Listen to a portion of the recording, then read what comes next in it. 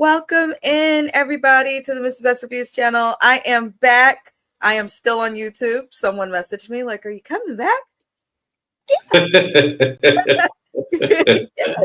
I was on vacation. My husband had a 35th birthday, so happy birthday to you. Oh, so best. You're loved. I hope you enjoyed it. And I didn't want to cook on Thanksgiving. I cook every year. Since my grandma don't do it no more, my uncles and all of them is old as hell. It's been me. And I just didn't feel like having that many people in my house. I didn't feel like cooking with the inflation. I said, nah, nice try. So I left. I left the country, but I am back. I had a good trip and I did miss YouTube and all of my subscribers. I do hope that everybody that's here or watches this likes and subscribes to the channel. I know this recap is a little bit late. Surviving Mormonism with Heather Gay was supposed to air on Bravo.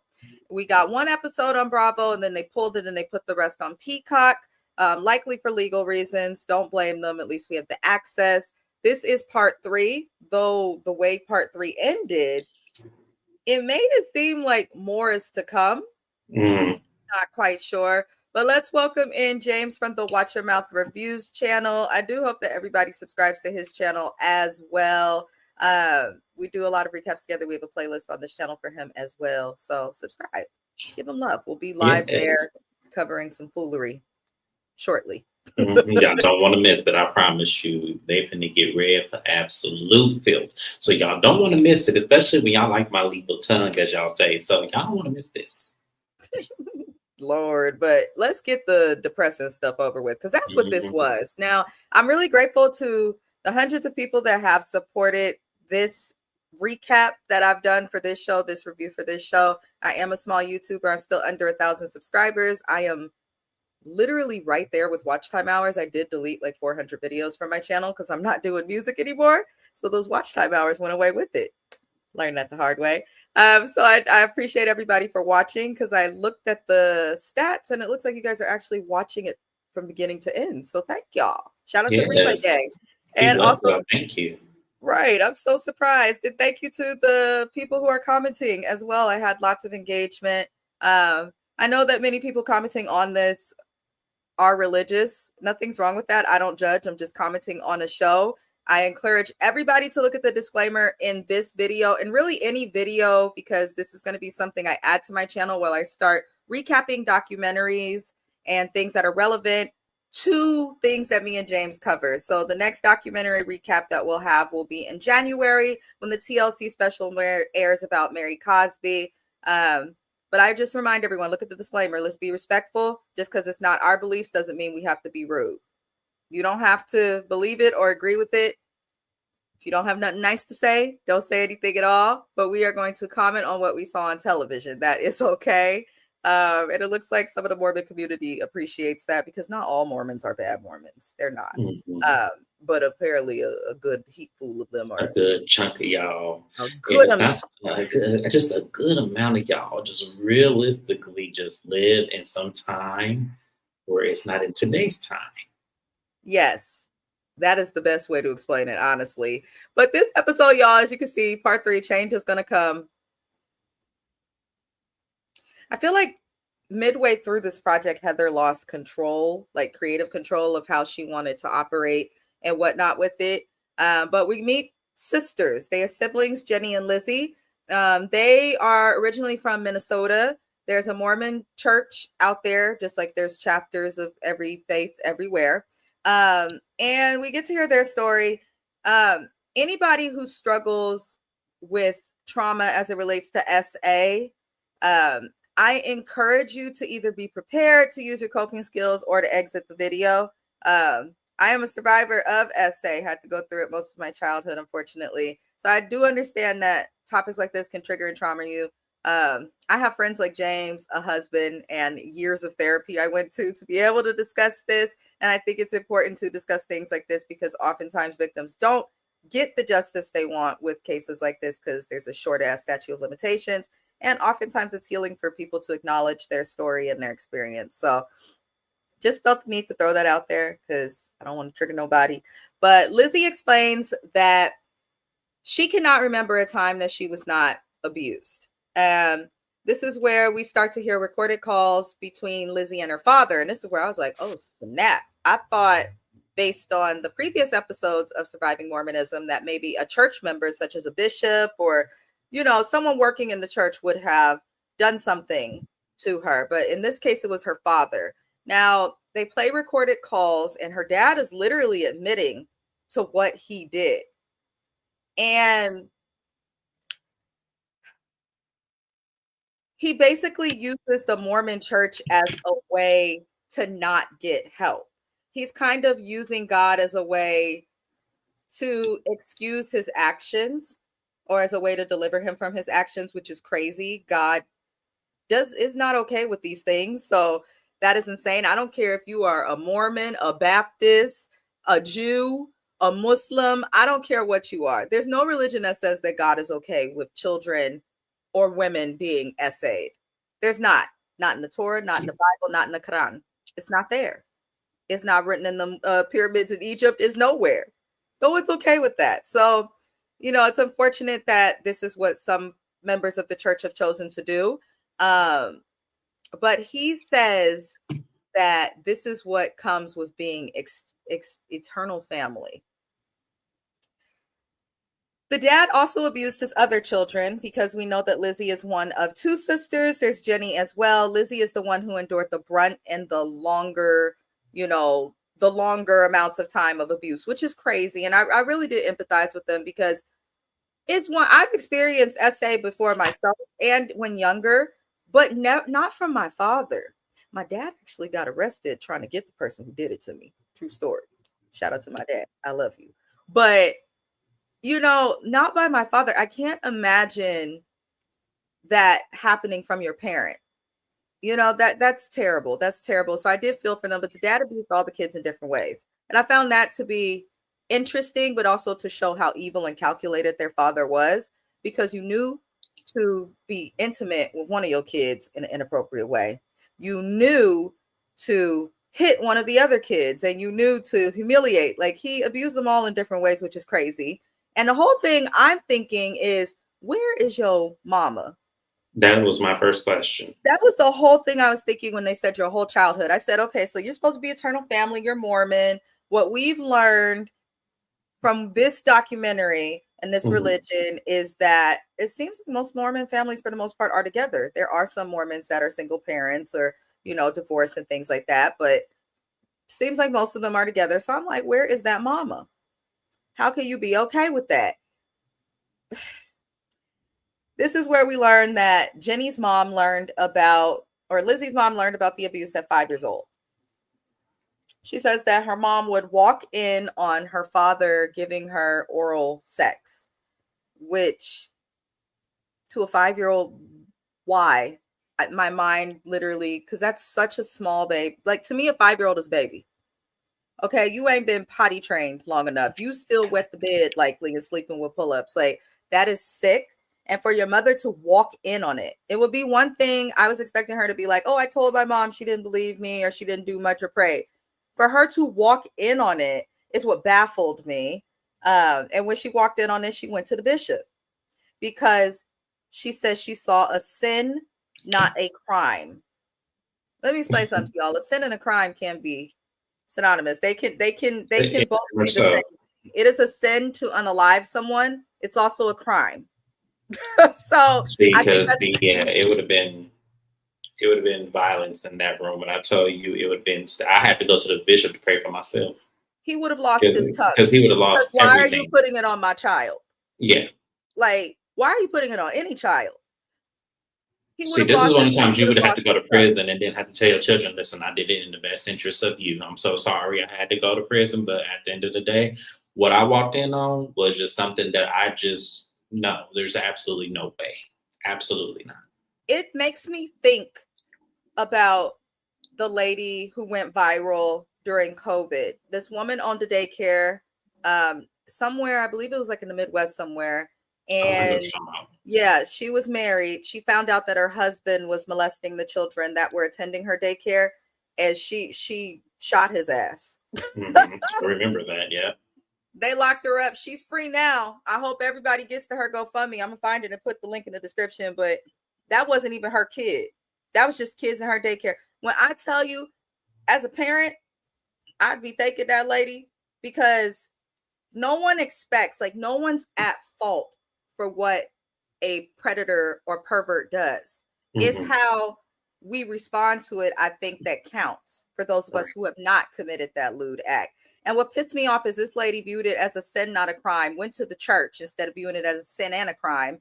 And the bishop essentially, the dad got no disciplinary action. The bishop made him go to counseling. But the counseling is provided by the LDS, which is the Church of Latter-day Saint, Family Services. And they explain that if he tells them more, like the dad, when he was in counseling, the counselor said, hey, if you tell us more, we're going to have to report you because of that attorney-client or the counselor confidentiality that is a federal law. Look up the American Counseling Association, the ACA, the 2014 Code of Ethics, which was recently copyrighted. Why do I know about that? I'm studying to be a psychologist, counselor, all of that. So, you know, that's why I know. But they're not okay with that. You do have to tell. But ethically, within the ethics of how we handle when a client has confessed something, and I believe it's in section E, you have to say something. You cannot encourage, manipulate, or insinuate or try to guide your client into not telling you something just because you don't want to tell on them. You still have an obligation to society when you're practicing therapy. So the fact that LDS Family Services and Counseling said, no, just don't tell us so we don't have to report you, they should all lose their licenses at the federal and state level. It's not just a Utah thing. And if anybody who is a counselor, therapist, a counselor in training, a CIT, LPCC, LPC, LMFT, whatever the fuck it is, if you are watching this show and you don't report the church, you crazy, because I called, sure did. So I'm not understanding how these therapists can keep their right to practice counseling when they're doing the exact opposite of the oath that we take. I don't understand it, but okay, y'all. Okay. Now, what ends up happening is she tells us more stories about her childhood. Her father baptized her. I said, shit, he's the one that need baptism if we gonna do it from the religious point of view. That's crazy to me how they operated. But the reason that they viewed her need to be baptized after 8 years old, they made a comment that was weird. They said in Mormonism, before 8 years old, you are not capable of sin. But once you are 8 years old, you are capable of sin. So there was a need to baptize her because she was technically sinning by what she's doing with her father. So she then tells us that when she was 10 years old, her mom went to the bishop after catching him assaulting her again. So this mother has walked in on her husband sexually assaulting her child more than once. She went back to the bishop instead of the police, and her father was excommunicated, but no one called the police. And I didn't know that when you're excommunicated in Mormonism, they explained it as you can become recommunicated and a full member. You just have to be baptized, wash the sin away. When I say this was the most manipulative and abusive rendition and take on what a baptism is supposed to mean, it disgusted me. It disgusted me because a baptism is really sentimental and representative of certain things. You're not actually washing away your sin. I hope y'all know that. You're not. You're being dipped. It's an intentional. It's a ceremony. And from that moment, you're supposed to live your life for Christ. That's how I was taught. And you're supposed to live your life in a way that will hopefully lead you to heaven, the pearly gates, paradise, whatever you want to call it. That's what I was taught the purpose of it was. You know, that's why you see a lot of prisoners go to jail. They get baptized. Then they try to live their life right and not do what they were doing before. This is not what baptism is supposed to represent. And I know that this may not represent all parts of the Mormon church, but the Mormon church defended this and was okay with it. And they wrote their, whatever religious teachings they follow are clearly written in a way with lots of loopholes. It's almost like a law. It's almost like the filibusters and stuff that we see in political government, but it's coming to religion. And that, I mean, look at the government, how it's doing us now. So I'm just saying it doesn't always work. We just go get through it because it's not a lot, James, and then I'll have you comment because I really don't want to do this. I just don't. So they speak about the young lady's mom trying to stop it, and I don't respect the mom, y'all. I'm looking at my notes and I'm like, y'all could, I didn't like how they were painting her dad out to be an enemy and a bad guy and a predator, which he is. But you cannot hold him accountable without holding that mama accountable. I was just gonna say that. I just felt like the mom didn't do anything that I felt was substantial. She did nothing. She didn't go to the police, or she didn't kill him. So it's like at the end of the day, she still laid in bed with him. Yeah, she still continued to be his wife. There's no way. Like at the very least, if she wasn't gonna go to the police or kill him, she needed to leave him and go far, far away. But they did also explain at some points that the Mormon church made the mom basically feel like at some points like she had to do more so he would not desire her kids. But I think as a woman, and obviously James is not a woman, so he has empathy and has common sense and is not a pervert and gets it. But as a woman, I think it's even deeper. How can you carry that baby, birth that child, nurse them, feed them? How can you do the things that we are put on the planet to do, mother, and be sharing the same dick with your daughter? I'm sorry. That's essentially what she was doing once it got past 10 years old and she walked in on it again. I don't have any empathy for their mom, and I don't understand their empathy for their mom. If your mom really cared about you, she understood, Mormon or not, that it is against the law for an adult to touch on a kid. It is against the law for a kid, a 15-year-old, to be touching on a 5-year-old, or a 10-year-old to be touching on a 5-year-old. It's not legal to have intimate moments with people when they're not able to consent or have not consented, period. It's that simple. And everybody is taught that if you are in America. So the fact that this lady used her religion as a way to be okay with her child's innocence being taken is foul. And I hope the bitch ends up in jail or burns in hell. I do. And it take a lot for me to say that. I hope the bitch dies slow and miserably, because she's probably using her guilt as a way to keep her kids around her, because they obviously still deal with her. And I just want to know, did you ever divorce them? But we gonna keep reading the mom for filth, because we then learn at some point in their childhood they were left alone because the mom abandoned her daughters for an entire summer, all her kids, because she met some nigga in a chat room. When she came back after being gone all summer while her kids was being abused through that time, she then took her kids away.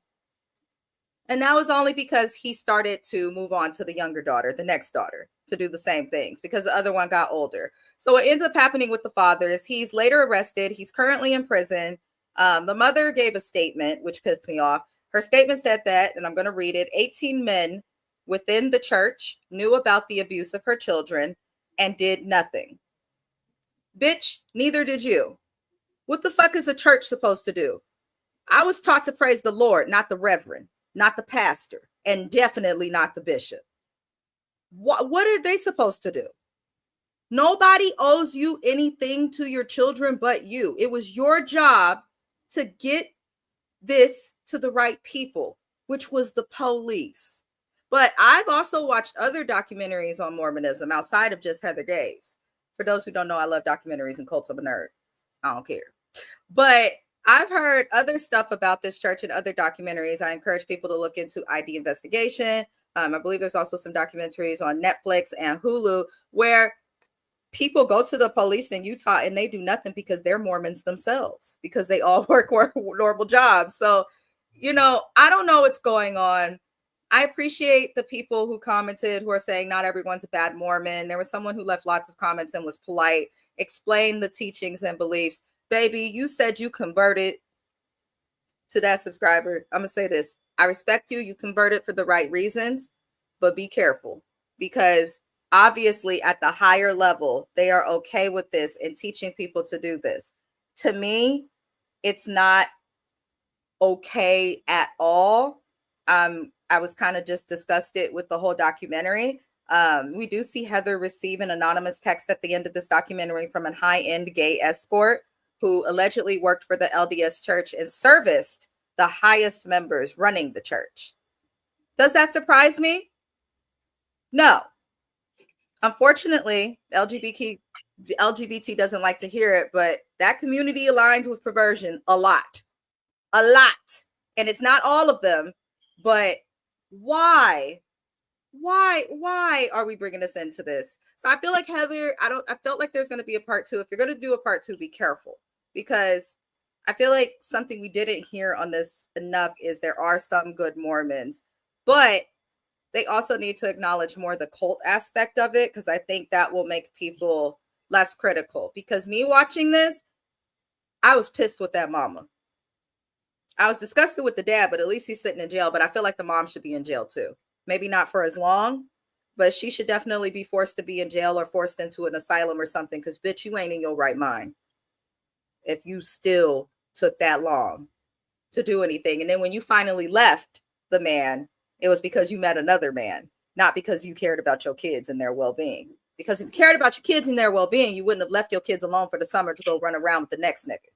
So surviving Mormonism was depressing, negative. There was no purpose. Think of documentaries like the Diddy documentary that came out before he went to jail on Tubi and YouTube, led to him getting a case and things of that nature. Think of documentaries we've seen which lead to making a change or leading to justice. The Perfect Neighbor, a lot has happened with that case. That was on Netflix, very popular. Usually with documentaries this dark, there's something they show. Leah Remini, Scientology, her documentary, different religions, yes, but they both have cult-like aspects, and her documentary led to them being noticed, so much so that people aren't being harassed on the street for personality tests no more. Stars aren't as open about their love for Scientology, and people are more aware and less inclined to join. What Heather has done is expose some shit that we've already gotten about Mormonism, in my opinion, in several other documentaries, but she's done it without, what else are you going to do? Do you know what I mean, James? Like, what else? Are you going to advocate for change? Are you working with legislatures? Are you working with more victims to do a PSA? Are we protesting? What am I supposed to do, Heather? I need to know, because I feel for these people, but at the same time, it seemed like a lot of sick people are joining this church because they know they could get away with stuff. So do we leave them be? Do we speak on it? What do you suggest? But I felt like it was depressing, the whole documentary. And it's kind of weird to recap because James is just here looking at us all handsome. But I'm like, that's all that happened in the episode. So I guess you give your opinion and then we can be done with the foolery. The only thing, I have a few things to say, because I agree with you. I don't see the intention behind this documentary series that's, spearheaded by Heather Gay and her experience with Mormonism, and then finding several people who've had horrible, horrible encounters with, Mormonism and everything that it entitles. And I have to be honest with y'all, all religions have some subtlety of compromise in there somewhere, regardless if it's sexual, regardless if it's criminal, regardless of what it may be. All religions have some subtlety of compromise. They're not as pure as they're presented to be. And I've seen a lot of different things with a lot of different religions as well. I don't watch documentaries, but I do read upon them. I do read people's stories. I do read people's, clientele of things that they experience, whether if it was building a business. I actually read, there's a church here in Arizona that built a lending company through the church's business, all of which, started out as, a Ponzi scheme, allegedly. I have to say allegedly, that's why I'm not saying the name of the church, but I'm just saying, like, there's lots of things that come into these churches, and y'all have to be careful when it comes to exposing secrets and exposing things. Because Heather already told us in episode 2 that she was already sued by the law firm that, represents the Latter-day Saints church. She was already sued by them because of merchandise. So I can only imagine what this is going to do if more stories come out. So I don't know why she's spearheading this. I just don't. But I just want to tell her to be careful. Right. Because who knows, what this will result in. And then also I have to look at her sideways too. Right. Because you were, when we first met you, proud to be this. You were proud to do this. Exactly. Everything we heard from you was Mormon this, Mormon that.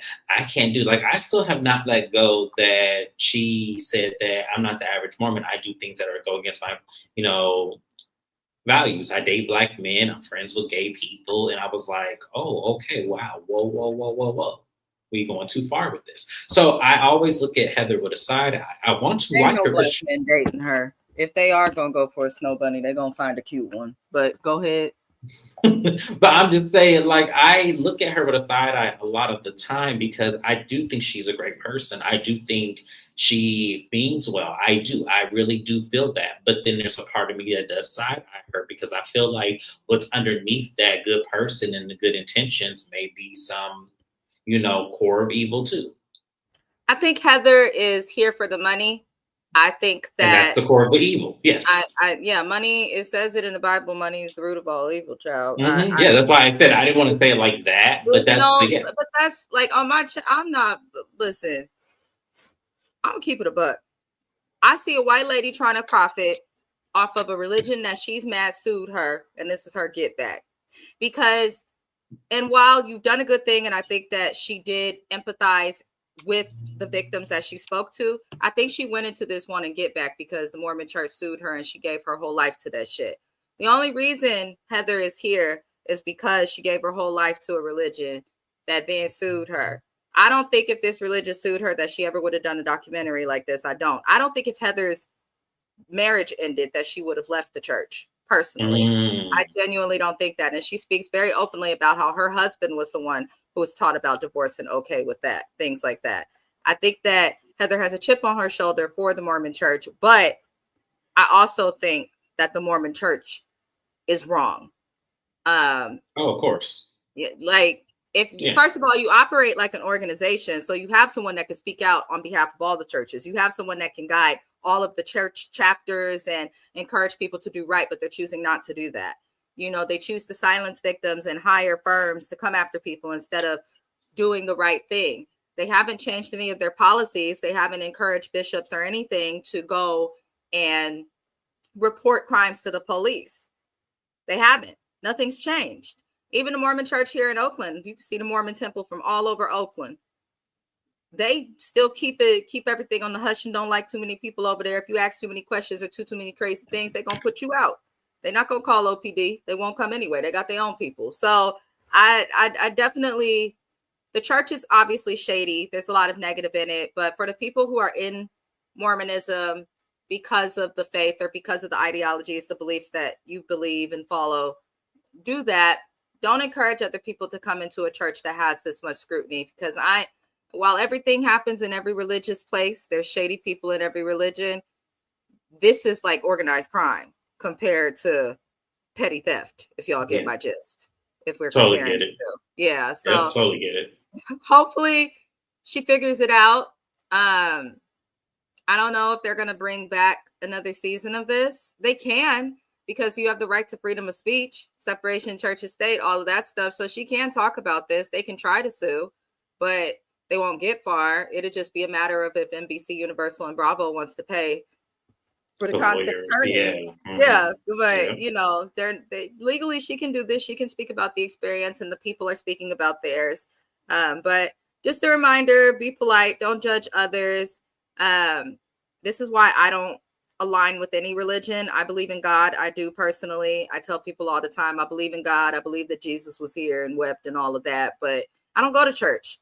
I don't go to church not because of the Mormon church, but because I had a horrible experience in the Baptist and Pentecostal church, and Lutheran church put me to sleep. So I mean, that's just that. And I grew up Muslim, had to go to school in hijab and abaya from kindergarten up until the 6th grade. I didn't start wearing clothes to school really until a couple of years before you met me, James. So, like, religion is religion, but every religion has its bad parts. If you have a higher power, faith that you believe in that. Don't let anyone change your opinion. If you're a Christian, you don't have to go to church to be a good Christian. You don't have to go to the masjid to be a good Muslim. You don't have to go to temple to be a good Jewish person. You just don't. What matters is your faith and the quality of person that you are. And what especially matters is speaking up against things that are egregious and heinous, such as sexual assault, perversion, things of that nature. So, and it shouldn't matter the rank of the person either. It shouldn't. It shouldn't matter the rank of the person either. And a lot of y'all term blind eyes because of that. And I have to also say that out loud. It does not matter who the person is or the rank they have in the church. I don't care who it is. If they're doing something that is not of will or great to the person being, and it is harmful to them, especially something that is asexual or even something as small as bullying, say something. Because please. Yeah, it's not, people still have to live on earth the same way they do. It should not take a degree to make us all mandated reporters. We should all feel mandated to report behaviors such as this. I do want to say to those girls who spoke their story and to every victim that participated in this show, great job. I'm glad that you all overcame. I'm glad that you're all doing well. I really feel for these people, especially because they were born into it. And I think that's why it's important when raising your kid to teach them, yes, there's a higher power and God exists, but allow them to make their own relationship with spirituality, because when they're born into it, it becomes a part of their being. And then they struggle when they have to deny their being if it harms them, you know, and no one should have to go through that. But feel free, y'all, to please leave your comments and all of that. As you see from the comments on previous videos, you don't have to agree with me for me to respond. You don't have to agree with me to be acknowledged. Just make sure you actually listen before commenting. Some don't always do that. But I hope everybody likes and subscribes to my channel as well as James's channel. The link is to his channel is always in the description of this video. And every video I do, you can also get to James's channel through the Watch Your Mouth Reviews Collabs playlist on my channel, which I see a couple people are subscribed to, which is super cool. But if this comes back, we'll recap it. If you guys want to see us discuss any other documentaries or controversial topics, I'm leaning into it. I don't mind doing it. We're here. We have different perspectives. Other than that, we are going to head into Love and Hip Hop Miami. Woohoo. Love and light to everybody. Like and subscribe. I'll see y'all next time.